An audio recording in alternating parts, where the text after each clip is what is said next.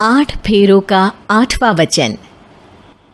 स्वाति ने इसी साल शहर की कॉलेज से पढ़ाई पूरी की है और अब उसके लिए जगह जगह से रिश्ते आने लगे हैं।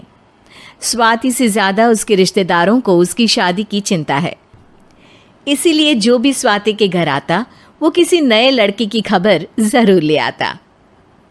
अरे दीदी, ये फोटो देख के बताओ कैसा है। राहुल नाम है लड़के का, मेरी सहेली की बहन का बेटा है। अपनी स्वाति के साथ एकदम प्यारी जोड़ी लगेगी इसकी। ज़रा दिखाना, फोटो तो बढ़िया लग रहा है। कोई गलत आदत वादत तो नहीं है ना इसे? और कमाता कितना है? अरे कोई गलत आदत नहीं है दीदी, आप कहो तो एक मीटिंग करवा देती हूँ, फिर सब कुछ फाइनल कर लेना। हाँ हाँ, ये सही कह रही हो तुम। संडे को स्वाति के पापा भी घर पे ही रहेंगे।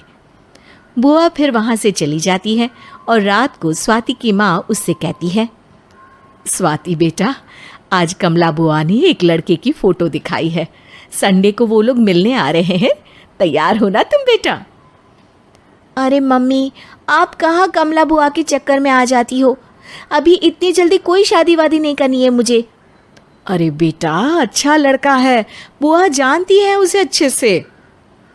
हाँ स्वाति बेटा, एक बार मिल तो लो, बाद में देखेंगे आगे क्या करना है। वैसे तो कमला रिश्ता लाई है तो मना करने का तो कोई सवाल ही नहीं उठता। संडे की सुबह होती है और कमला बुआ राहुल और उसके मम्मी पापा को लेकर स्वाति के घर आती है। अरे आइए आइए भाभी, इसे अपना ही घर समझिए, इनसे मिलिए। ये मेरे भैया और ये मेरी भाभी हैं। नमस्ते भाभी जी, ये है हमारा लड़का राहुल, सरकारी नौकरी की तैयारी कर रहा है ये। वैसे आपकी बेटी कहाँ है? अरे स्वाति बेटा, बाहर आ जाओ। वैसे कितनी पढ़ाई की है स्वाति ने? जी, पोस्ट ग्रेजुएट है हमारी बेटी साइंस में। ये सब तो ठीक है, पर घर संभालना जानती है या नहीं? हमें कौन सी इससे नौकरी करवानी है, नौकरी तो मेरा बेटा करेगा ही। पर मैंने इतनी पढ़ाई की है और आप चाहती हैं कि मैं घर पर ही बैठी रहूं? अरे स्वाति बेटा, ये बड़ों की बात में तुम कहाँ बोल पड़ी? हम सब देख लेंगे क्या करना है क्या नहीं। हम तो इसी बात में विश्वास करते हैं कि घर के लड़के घर में ही रहे तो ज़्यादा अच्छा रहता है। वरना भाई साहब, आप तो आजकल के हाल जानते ही हैं, कितनी घटनाएं होने लगी हैं औरतों के खिलाफ। स्वाति बेटा, रसोई का काम तो पूरा जानती हो ना? शादी के बाद तुम्हें ही संभालना है वो सब। अरे बहुत अच्छा खाना बनाती है ये, आप सब लोग इसकी तारीफ करते नहीं थकेंगे। लो भाई, हो गई मीटिंग, अब शादी की तारीख फाइनल कर लेते हैं, क्यों भैया? भाई, हम तो पंडित जी से चर्चा करने के बाद ही तारीख फाइनल करेंगे। सालों से हम उनकी बातें मानते हुए आ रहे हैं। लड़के वाले और कमला बुआ की बातें सुनकर स्वाति एकदम नाराज़ हो जाती है और उसे लगने लगता है कि शादी के बाद उसे घर पर ही बैठना पड़ेगा। लेकिन घर वालों के आगे उसकी एक नहीं चलती और उसे शादी के लिए हाँ कहना पड़ता है। शादी का दिन आ जाता है और सब मंडप में जमा होते हैं। अब फेरों का समय हो गया है, अब कन्या अपने वर से 7 वचन मांगेगी। आप किसी धार्मिक आयोजन में जाएं तो मुझे भी ले जाएंगे। आप मेरे माता पिता का भी बराबरी से सम्मान करेंगे, हमेशा मेरा साथ निभाएंगे। आपको दोनों परिवार की जिम्मेदारियां बखूबी निभानी होगी। हर ज़रूरी बात में मेरी भी राय लेंगे।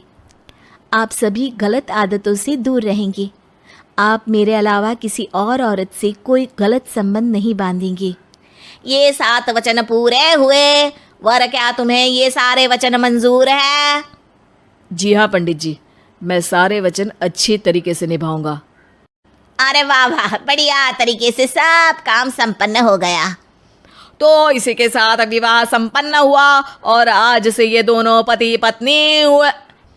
1 मिनट पंडित जी, अभी एक वचन लेना बाकी है। अब कौन सा वचन है बेटा? मैं अब हमेशा के लिए किसी दूसरे घर में जाने वाली हूँ, तो पति के अलावा मैं अपने सास ससुर से भी एक वचन लेना चाहूँगी। अब कहो बेटी। मैं ये चाहती हूँ कि मुझ पर किसी बात की कोई पाबंदी नहीं लगाई जाएगी। मुझे सब कुछ करने की आज़ादी होगी और मैं भी विश्वास दिलाती हूँ कि मैं एक अच्छी बहू बन के दिखाऊंगी। स्वाति की बात सुनकर उसके सास ससुर एकदम चौंक जाते हैं और कुछ बोल नहीं पाते कि उतने में कमला बुआ बोल पड़ती है। अरे बेटा, ये भी कोई कहने की बात है? रानी बन के रहोगी तुम तो। वचन देने से पहले सोच लीजिए, क्योंकि शास्त्रों में वचन ना निभाने वालों के लिए नरक से भी बदतर सजा लिखी है। स्वाति की चालाकी से वहां मौजूद सब लोग प्रभावित हो जाते हैं और लोगों में बदनामी ना हो जाए, इस कारण स्वाति के सास ससुर को उसे वचन देना पड़ता है। अरे कैसी अपशकुन वाली बातें कर रहे हैं आप पंडित जी। हमें मंजूर है बेटा तुम्हारी शर्त। स्वाति अपनी समझदारी से अपनी बात अपने ससुराल वालों से मनवा लेती है और खुशी खुशी राहुल से शादी कर लेती है। अब से हर शादी में मैं खुद 8 वचन दिलवाऊंगा। ओम मंगलम मंगलम मंगलम।